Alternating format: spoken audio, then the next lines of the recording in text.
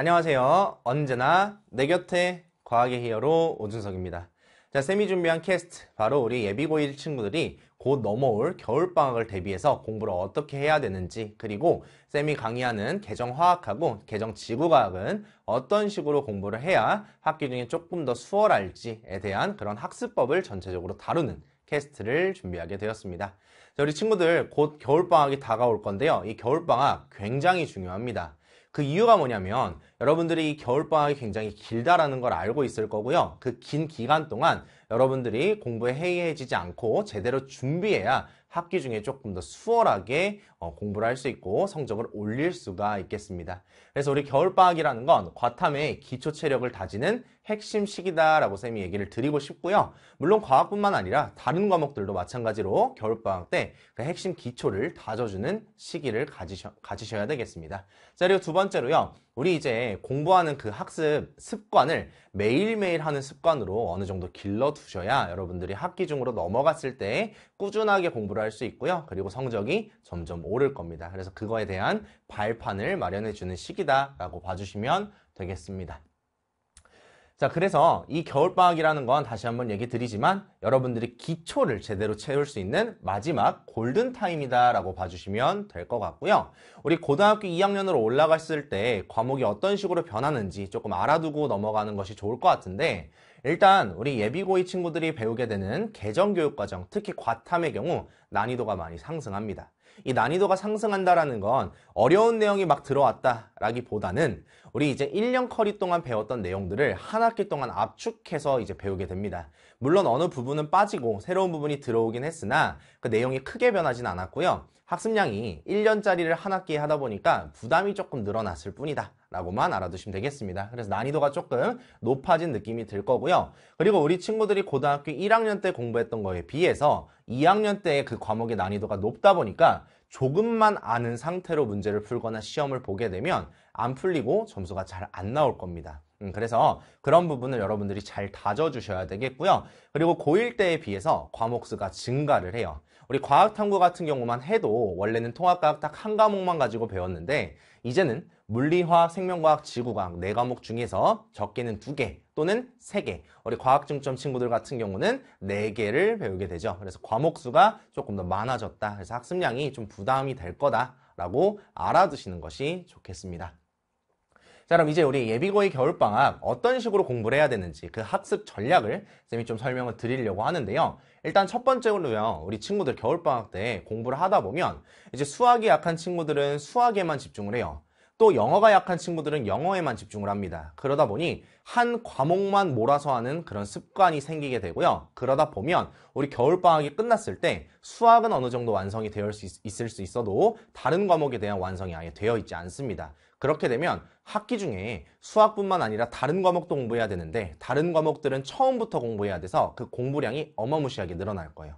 그러다 보니까 우리 친구들이 이 과목은 버려야지, 저 과목은 포기해야지 라고 하는 경우가 좀 많이 생깁니다. 그러니까 우리 겨울방학 때는 몰아서 공부하려고 하지 마시고요. 과목별로 균형 있게 공부를 해주시는 게 좋을 것 같고요. 그리고 과목별로 균형 있게 공부하는 것도 좋겠지만 우리 하루를 딱 잡았을 때 하루 종일 뭐 수학만 하거나 하루 종일 영어만 하거나 이런 것들은 조금 지양해 주시는 것이 좋을 것 같습니다. 우리 겨울방학 때는 학습 습관을 잘 잡아 두셔야 돼서 한 과목만 공부하는 게 아니라 여러 과목을 균형 있게 배분해서 공부하는 습관들을 좀 잡아주시면 여러분 학습에 훨씬 더 많은 도움이 될 것 같습니다. 그래서 몰아서 공부하지 마시고요. 두 번째로 우리 실패해도 괜찮습니다.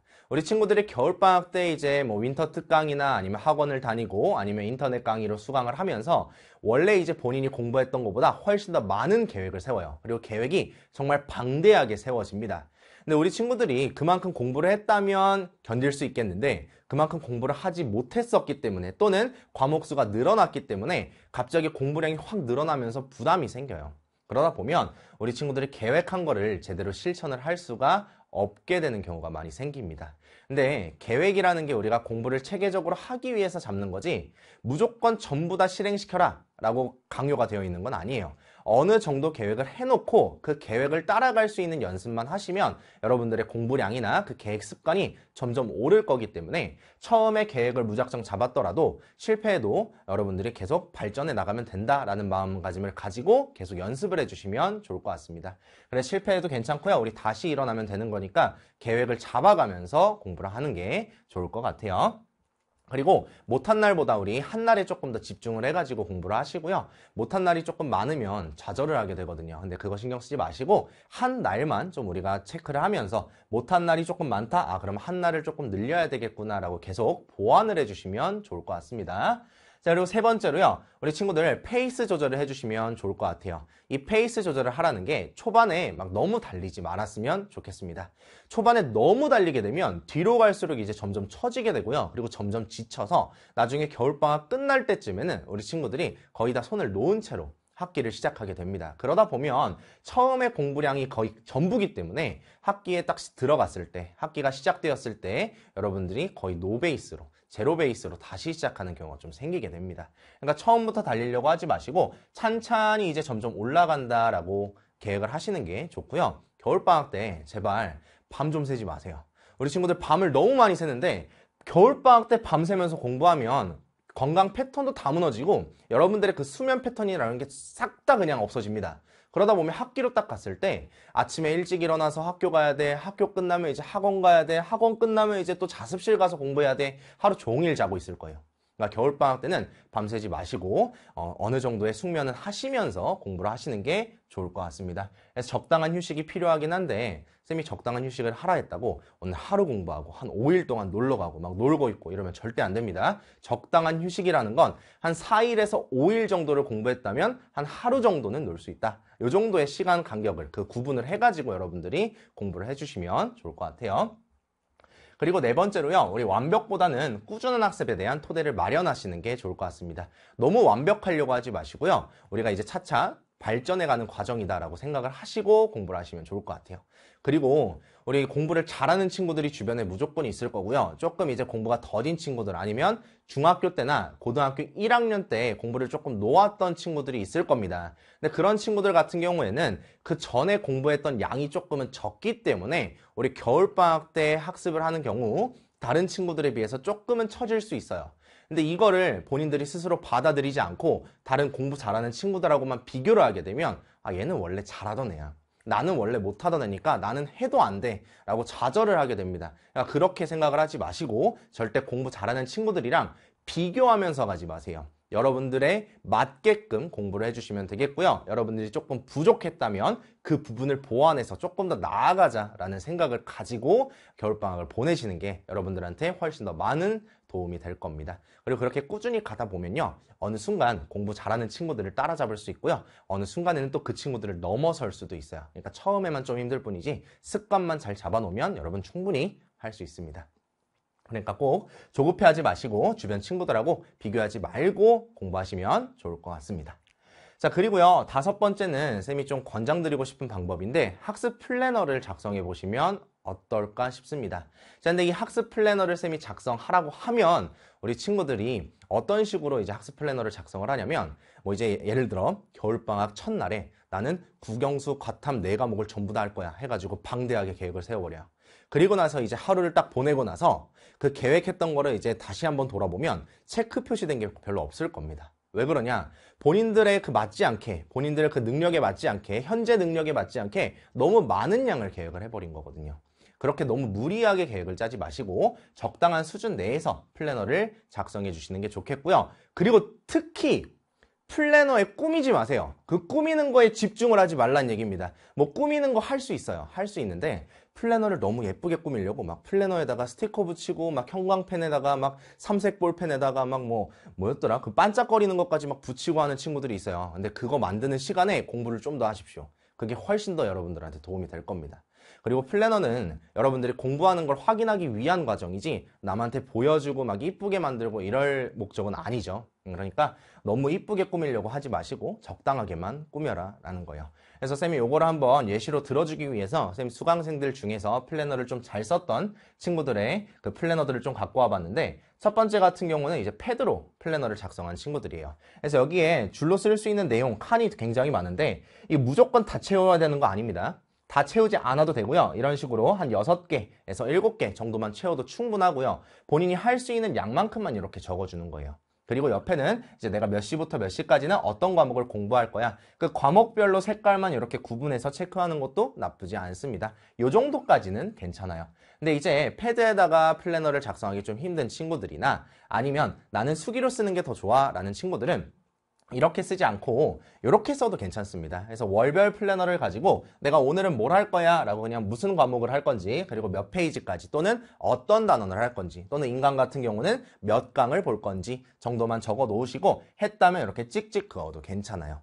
그래서 이 친구도 지금 보면 7월 달에는 공부량이 그렇게 많지는 않습니다. 물론 안 쓴 날도 있겠지만 써서 이제 진행한 날 보면 하루에 한 3개 정도 공부를 했어요. 근데 이 친구가 처음엔 좀 힘들었는데 이걸 계속 반복하고 쓰는 연습을 하다 보니까 나중에 8월, 9월, 10월로 갈수록 점점 공부량도 자연스럽게 늘어나고 있고요. 그리고 잘 안 보이긴 하겠지만 여기에 전부 다 찍찍 그어져 있습니다. 전부 다 달성을 했다라고 우리가 볼 수 있는 거죠. 그래서 이런 식으로 여러분들이 반복을 해서 계획을 잡고 공부하게 되면 점점 이제 공부량은 늘어날 거고 여러분들의 습관도 잘 길러질 겁니다. 그래서 이렇게 작성해 보시는 거 연습해 보시면 좋을 것 같아요.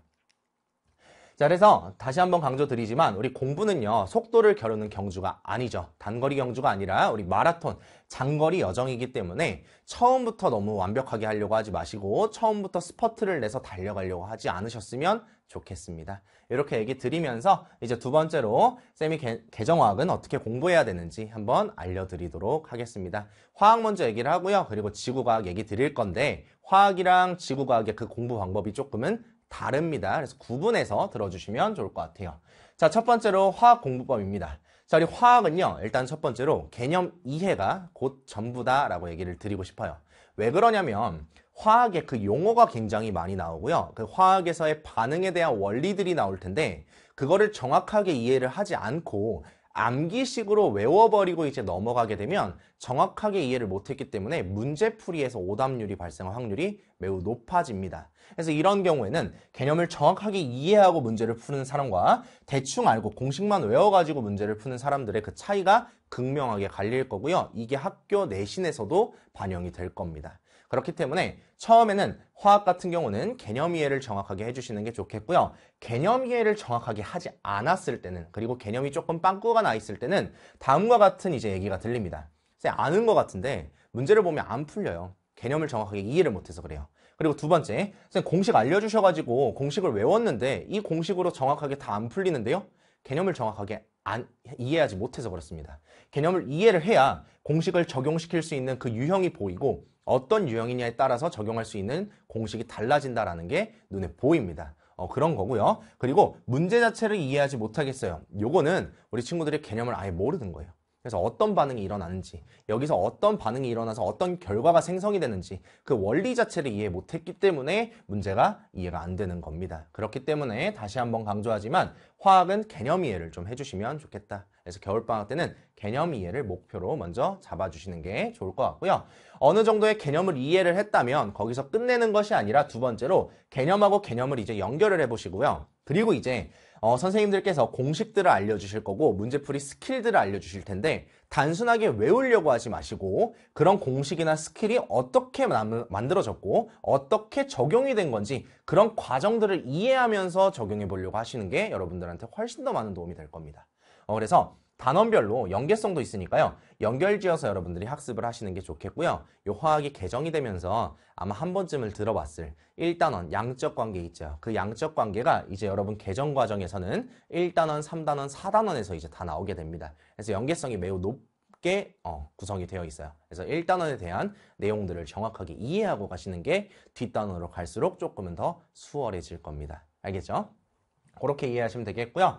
그리고 세 번째로요. 여러분들이 개념을 어느 정도 이해를 했고 그리고 공식들을 이해를 하고 숙지를 했다면 문제를 풀 텐데 이 문제풀이도 반복하다 보면 다 풀 수 있어요. 왜냐? 화학은요. 유형이 정해져 있습니다. 이미 거의 대다수의 유형들이 다 나왔기 때문에 새로운 유형들이 출제가 되지 않아요. 새로운 유형이 출제가 되는 게 아니라 조건들이 조금씩만 변하는 겁니다. 근데 그 조건들을 여러분들이 캐치만 잘하시면 문제를 충분히 잘 풀 수 있어요. 그러려면 앞에서 얘기했던 개념 이해와 그리고 공식에 대한 과정을 이해하는 것이 훨씬 더 중요하겠죠. 그래서 그런 과정들을 해놓으시고 유형별로 접근 방법들을 계속 익혀주시는 게 좋겠습니다. 그러다 보면 여러분들이 문제 푸는데 속도는 더 올라갈 거고요. 훨씬 더 빠르고 쉽게 풀 수 있게 되겠습니다.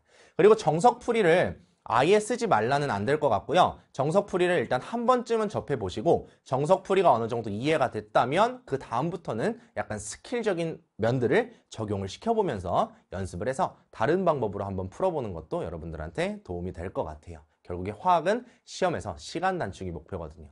다양한 방법으로 한번 풀어보시면 좋을 것 같습니다. 정리하자면 우리 화학 공부 방법 첫 번째로는 개념의 정확한 이해가 필요하다. 그리고 두 번째로는 유형별로 문항을 한번 분석을 해봐라. 유형별로 어떤 접근을 해야 될 것이냐. 그래서 이 두 가지만이라도 우리 겨울방학 때 완성을 시켜주시면 좋을 것 같습니다. 겨울방학 때 이 두 가지 충분히 끝낼 수 있고요. 그리고 이 연습을 정확하게 대비를 할 수 있는 시간이 있습니다. 그래서 겨울방학 때 이 두 가지는 꼭 해주시고요. 그랬을 때 여러분들이 학기 중으로 넘어가서 풀이법 다양화를 하면서 조금 더 빠른 방법, 스킬적인 부분, 시간 단축시킬 수 있는 방법 그런 것들을 적용시켜서 내신에서 좋은 성적을 얻을 수 있게 되겠습니다. 알겠죠? 그래서 이게 이제 화학의 공부 방법이다라는 겁니다. 자, 그럼 이제 두 번째로 지구과학 공부법을 한번 알려드릴 건데요. 지구과학 공부법은 화학이랑 느낌이 좀 달라요. 우리 화학 같은 경우는 개념 원리를 정확하게 이해하고 공식을 이해했었는데 이 지구과학 같은 경우는 어느 정도의 암기는 좀 해주셔야 됩니다. 근데 암기하라고 했다 해서 그냥 단순 암기, 거기에 있는 줄글을 다 외워라 이건 절대 아니에요. 그렇게 외워버리면 여러분 단기 암기가 돼버리고 머릿속에 제대로 안 들어옵니다. 그럼 다 까먹고요. 결국 지구과학을 포기하게 돼요. 그래서 지구과학이라는 건 어떤 식으로 암기하는 게 좋냐면 흐름을 이해하면서 암기를 하시는 게 좋습니다. 지구과학의 과목 특성상 과거부터 이제 현재 그리고 미래까지 어떤 과정으로 변천이 되어 있는지 그 과정들을 나타내는 내용들이 좀 많아요. 그래서 흐름을 따라서 여러분들이 이해를 해보시고 그리고 스스로 암기를 해보시면 자연스럽게 암기가 될 거고 자연스럽게 머리에 더 잘 들어올 겁니다. 그래서 흐름을 따라서 공부를 해주시는 게 좋겠고요. 그리고 두 번째로 여러분들이 문제를 풀 때 암기를 해서 그대로 적용을 시키는 게 아니라 지구과학 같은 경우는 자료가 정말 다양하게 나와요. 그래프 유형도 나오고 표 유형도 나오고 실제 위성 사진도 나오고 정말 자료가 다양합니다.